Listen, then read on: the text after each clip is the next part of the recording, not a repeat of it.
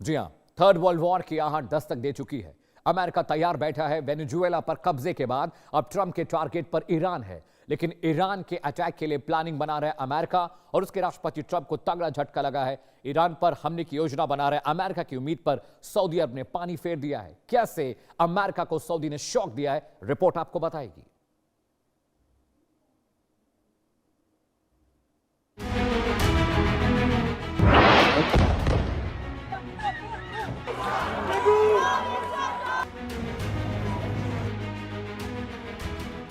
America के राष्ट्रपति Donald Trump जिसके दम पर बार बार ईरान को धमका रहे थे, मिडिल ईस्ट से उसी पार्टनर ने अमेरिका का साथ देने से साफ इनकार कर दिया है।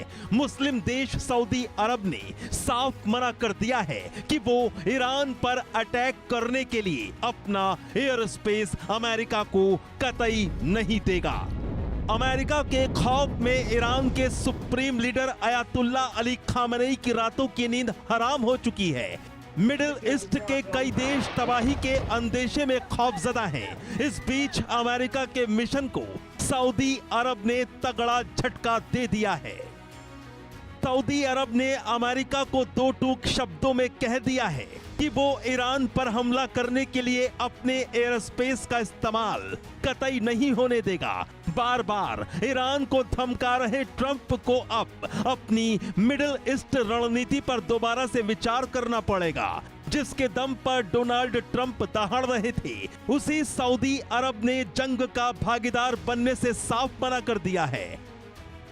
अमेरिका के अहम सहयोगी और मुस्लिम देश सऊदी अरब का यह फैसला ट्रंप के लिए बड़ी मुसीबत खड़ा कर सकता है, क्योंकि बिना सऊदी के रास्ते के अमेरिकी बम वर्षक विमानों के लिए ईरान तक पहुंचना एक नामुमकिन मिशन जैसा हो जाएगा।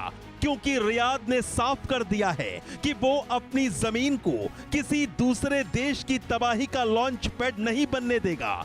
सऊदी अरब के इस धोखे ने डोनाल्ड ट्रंप के युद्धक विमानों के पर कतर दिए हैं। सऊदी का यह फैसला ईरान के लिए किसी खुशखबरी से कम नहीं है, क्योंकि अयातुल्ला अली खामनेई के लिए यह रक्षा कवच साबित हो सकता है। अरब का अमेरिका को ईरान पर हमले के लिए एयर स्पेस ना देना आखिर क्यों बड़ा झटका माना जा रहा है? दरअसल खाड़ी में मौजूद इस अमेरिकी बेस से ईरान तक पहुंचने का सबसे छोटा और आसान रास्ता सऊदी अरब के ऊपर से गुजरता है। अगर सऊदी अपना आसमान बंद कर देता है तो अमेरिकी फाइटर जेट्स और मिसाइलों को लंबी दूरी तय करनी होगी, जिसका नतीजा यह होगा कि ईंधन की कमी और रास्ते में पकड़े जाने का खतरा मंडराता रहेगा और सऊदी का नो मतलब ईरान के आधे से ज्यादा हिस्से पर हमले का खतरा टल जाएगा। और सऊदी अरब की ओर से ईरान को मिला यह भरोसा काफी अहम माना जा रहा है। Bureau report, India news.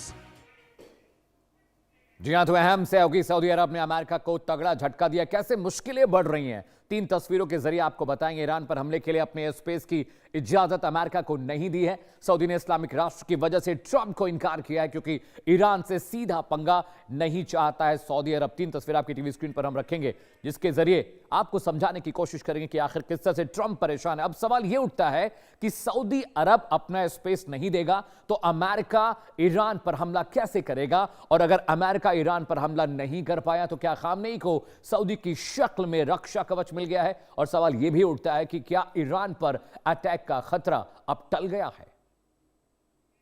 3 तस्वीरें आपकी टीवी स्क्रीन पर आपको दिखाएंगे और समझाएंगे किस तरह से। जी हां, सऊदी की साफ ना है कि आपको एयर स्पेस नहीं देंगे तो फाइटर जेट फ्लाई कहां से करेंगे? ईरान पर हमला कैसे करेंगे? यह बहुत बड़ा सवाल है, क्योंकि अमेरिका से ईरान फ्लाई कर आना बहुत मुश्किल है। उनको एक बेस चाहिए जहां से वो रिफ्यूल कर सके अपने आर्म्स, एमिनेशन और फ्यूल, और उसके बाद वो दोबारा अटैक करें। और क्या ईरान पर खतरा टल गया? खामनेई बिल्कुल अड़े हुए हैं। वो नहीं चाहते हैं कि किसी भी कीमत पर सत्ता और कुर्सी उनके हाथ से जाए, चाहे हजारों लोग हलाक हो जाएं, क्योंकि जो कुछ ईरान में चल रहा है पिछले 1 महीने से उसके बाद करीब 12,000 से ज्यादा लोग मारे गए हैं, लेकिन अभी तक खामनेई का जवाब नहीं आया है। अमेरिका चाहता है कि खामनेई कुर्सी छोड़ें, लेकिन खामनेई अड़े हुए हैं और उनके जो रिवोल्यूशनरी गार्ड हैं वो उनकी हिफाजत कर रहे हैं, उनकी सुरक्षा कर रहे हैं। लेकिन ट्रंप के लिए बहुत बड़ा मुश्किल है। सऊदी और अमेरिका एक अच्छे दोस्त हैं, उसके बावजूद सऊदी ने कह दिया है हम आपको एयर स्पेस नहीं देंगे। तो समझिए कि अमेरिका से फाइटर जेट अगर फ्लाई करके जाएगा, उसके बाद मिडिल ईस्ट में पहुंचना एक बहुत मुश्किल है। तो एक ऑप्शन यह भी बनता है कि शायद पाकिस्तान अमेरिका को अपना फ्लाई जोन यूज करने दे और वहां से वो कनेक्ट करे ईरान को। लेकिन सवाल इस पर भी है, क्योंकि पाकिस्तान ने अगर ऐसा किया तो मुस्लिम राष्ट्र पाकिस्तान से नाराज हो जाएंगे, ओपेक कंट्री पाकिस्तान से नाराज हो जाएंगे। और आपको पता है कि इस्लामिक नेटो का फॉर्मेशन शुरू हो गया है। तुर्की, सऊदी और पाकिस्तान अब एकजुट हुए हैं। वो चाहते हैं कि जो मुस्लिम कंट्रीज हैं वो उनके साथ आए और वहां पर एक नेटो पैरेलल, यूरोपियन नेटो के पैरेलल एक मुस्लिम नेटो कंट्रीज बने जो अमेरिका को टक्कर दे सके। सऊदी और पाकिस्तान में 2025 में एक ट्रीटी हुई जिसका मतलब यह था कि पाकिस्तान पर हमला सऊदी पर हमला होगा, सऊदी पर हमला पाकिस्तान पर होगा, और जितने भी मुस्लिम कंट्रीज हैं उनमें सिर्फ न्यूक्लियर वेपन अगर किसी के पास है तो वो पाकिस्तान के पास है। इसलिए पाकिस्तान इस पूरे मामले के एक सेंटर में है और यही फजीहत पाकिस्तान को कराएगी। लेकिन बड़ा सवाल यह है कि ट्रंप अगर ईरान पर हमला करते हैं तो फ्लाई कहां से करेंगे और क्या पाकिस्तान उन्हें अपनी जमीन का इस्तेमाल करने देगा? क्योंकि भारत नहीं करने देगा, अफगानिस्तान नहीं करने देगा। ऐसे में आखिरकार ट्रंप कैसे वहां पर जाएंगे? क्योंकि जो मुस्लिम कंट्रीज हैं वो अब ट्रंप की घेरेबंदी शुरू कर चुकी हैं और वो नहीं चाहेंगे कि खुला वार ईरान के खिलाफ हो, क्योंकि एक तरह का वहां पे जो माहौल है वो शिया बहुल इलाका है और वहां पर झगड़ा कर कर, लड़ाई कर कर, हमला कर कर जीता नहीं जा सकता है। लेकिन ये 3 तस्वीरें बताती कि ट्रंप किस तरह से घिर गए हैं और उनका सबसे करीबी दोस्त सऊदी भी उनसे अब अपने एयर स्पेस शेयर करना नहीं चाहता। दरअसल हम एक ऐसा क्यों बोल रहे हैं, इसकी वजह क्या है? मुसलमानों ने ट्रंप को घेर लिया है, इसके पीछे भी एक बड़ी खबर है, एक बड़ा एंगल है और सऊदी अरब से ईरान को जो संदेश गया है वो भी इसी ओर इशारा कर। दरअसल सऊदी अरब, तुर्की और पाकिस्तान तीनों साथ मिलकर नाटो जैसा कि मैं आपको बता रहा था एक ऑर्गेनाइजेशन बनाना चाहते हैं और उसी की तैयारी चल रही है और इसलिए अब सऊदी अरब भी ट्रंप को टारगेट कर रहा है। लेकिन सबसे बड़ा सवाल यह है कि आखिर अमेरिका के भरोसेमंद दोस्त सऊदी अरब ने ट्रंप को ऐन वक्त पर धोखा क्यों दिया? रिपोर्ट के जरिए बताएंगे, ग्राफिक के जरिए आपको समझाते हैं कि आखिर कैसे सऊदी अरब मुकर गया, कैसे अमेरिका को दो टूक कह दिया कि एयर स्पेस आपको नहीं देंगे। मेरे ठीक पीछे वॉल पर आपको बताते हैं, देखिए यूएसएस अब्राहम लिंकन जो इनका वॉरशिप करियर है वो पहुंचा है समंदर में और वहां से अब वहां पर युद्ध की तैयारी जैसा माहौल है। अमेरिकी नौसेना का निमित्ज क्लास का जो वॉरशिप है वो भी वहां पहुंचा हुआ है। इसके साथ ही साथ आपको बताएं कि ये वॉरशिप लिंकन बहुत ताकतवर है, अकेले पूरी सेना के बराबर है। इस पर फाइटर जेट्स हैं, इस पर तमाम डिप्लॉय हो चुके हैं मिसाइल्स। वहां से अगर एक युद्ध होता है तो सीधा जंग होगी और ये डिप्लॉयमेंट का मतलब समझिए कि अगर समंदर में अपने वॉरशिप को अमेरिका ने डिप्लॉय किया तो एक मुकम्मल तैयारी है। एक तैयारी इस तरह की कि अगर सिचुएशन बनती है, एयर स्पेस यूज करने अगर नहीं देता है सऊदी अरेबिया, तो अमेरिका पानी के रास्ते अरेबियन सी से होते हुए, पैसिफिक सी से होते हुए मिडिल ईस्ट पर जाएगा और वहां पर हमला करेगा, क्योंकि उसके जो वॉर क्लास वॉरशिप्स हैं वहां पर मुकम्मल तैयारी है। दर्जनों फाइटर जेट उस पर जा सकते हैं, वहां से missile water to air, air to water deploy हो सकती हैं। साथ ही साथ वहां पर ड्रोन्स फ्लाई करने की भी जो टेक्नोलॉजी है इन वॉरशिप पर है। यानी अगर एयर स्पेस नहीं मिलता है तो भी अमेरिकन फाइटर जेट अपने वॉरशिप से डिप्लॉय हो सकते हैं, वहां से टेक ऑफ कर सकते हैं। तस्वीर मेरे ठीक पीछे आप देखिए, यही वो वॉरशिप है जहां से लगातार अमेरिका तैयारियां कर रहा है अपने जंग के लिए और बहुत मुमकिन है कि अगर ये वॉरशिप वहां पर पहुंचा है तो वहां पर उनके सोनिक क्लास फाइटर जेट्स वहां पर होंगे और B2 बॉम्बार्डियर, जिसे B2 बॉम्बार्डियर कहते हैं, जिसकी टेक्नोलॉजी सबसे खुफिया अमेरिका ने रखी है, वो भी उस फाइटर जेट पर है और वहां से डिप्लॉयमेंट अगर होता है तो F-16, F-18 जो फाइटर जेट है वो भी निशाना बना सकते हैं ईरान को। ये तस्वीरें देखिए, यही वो फाइटर जेट है, फाइटर शिप्स हैं जहां से फाइटर जेट डिप्लॉय होंगे और अमेरिका ने पूरी मुकम्मल तैयारी कर ली है। बड़ा सवाल यह भी है कि आखिरकार सऊदी ने अमेरिका को धोखा क्यों दिया, यह भी समझना जरूरी है। तुर्की, सऊदी, पाकिस्तान इस्लामिक नेटो तैयार कर रहे हैं और वो चाहते हैं कि एक पैरेलल नेटो बन जाए जो यूरोप और अमेरिका को टक्कर दे सके। इसके अलावा आप समझिए, ग्राफिक के जरिए मैं आपको समझा रहा हूं, यानी इस्लामिक नेटो के उदय की हलचल तेज हो गई है और अगर ऐसा होता है तो ये अमेरिका के लिए अच्छी खबर है। तुर्की के हथियार की खेप, पाकिस्तान के पास परमाणु बम है, जैसा कि मैंने आपको बताया था।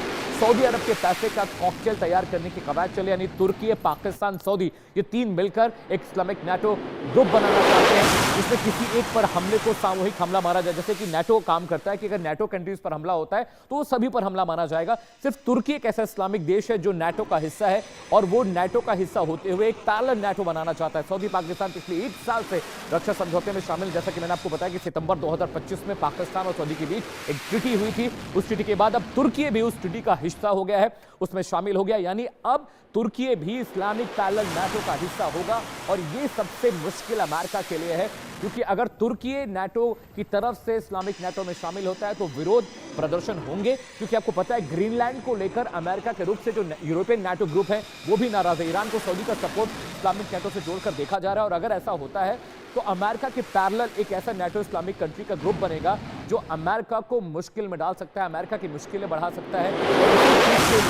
और अब समझिए कि ग्रीनलैंड पर कब्जे को लेकर ट्रंप ने जो कुछ कहा, उसके बाद से जो यूरोपियन कंट्रीज हैं वो भी लगातार ट्रंप से नाराज हैं और वो चाहते हैं कि ग्रीनलैंड एक स्वायत्त देश है और वही बना रहे। इसके अलावा अब समझिए, इधर सऊदी अरब के ईरान पर हमले के लिए अपना एयर स्पेस देने के लिए मना तो किया, उधर ट्रंप ने एक बड़ा कदम उठा लिया है।